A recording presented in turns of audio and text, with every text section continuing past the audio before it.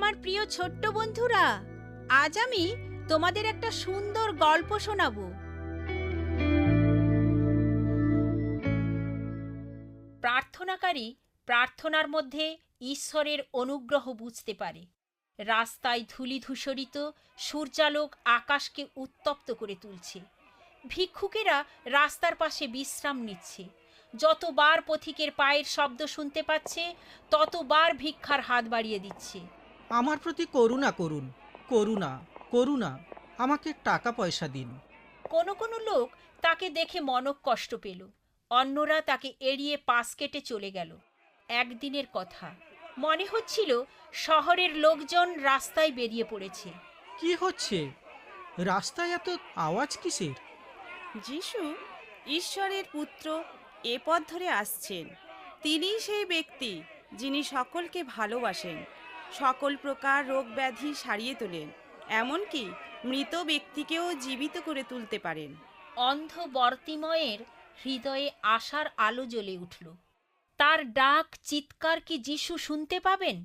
সে দেখতে পায় না, তবুও সর্বান্তকরণে চিৎকার করতে লাগলো, প্রভু যিশু, আপনি আমাকে কি সাহায্য করবেন না?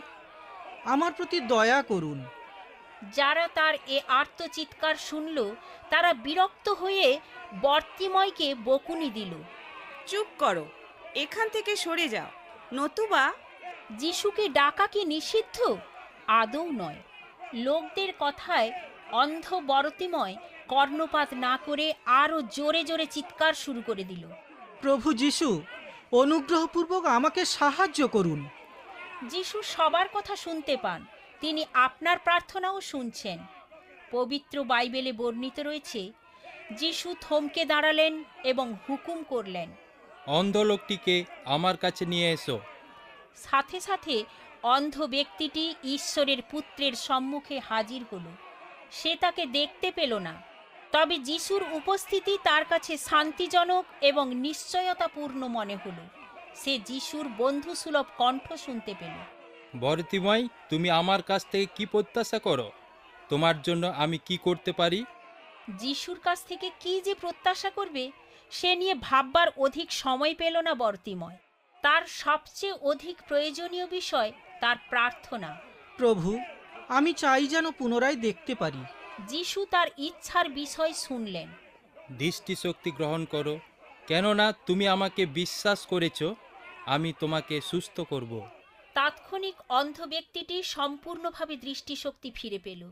সে দেখতে পারল, নিজের চোখ দিয়ে সে দেখতে পারল কে তার প্রার্থনা শুনতে পেয়েছে ও তার জবাব দিয়েছে। আনন্দে উৎফুল্ল হয়ে যিশুকে ধন্যবাদ জ্ঞাপন করল এবং তখন থেকে সর্বান্তকরণে সে যিশুর অনুবর্তী হয়ে চলল।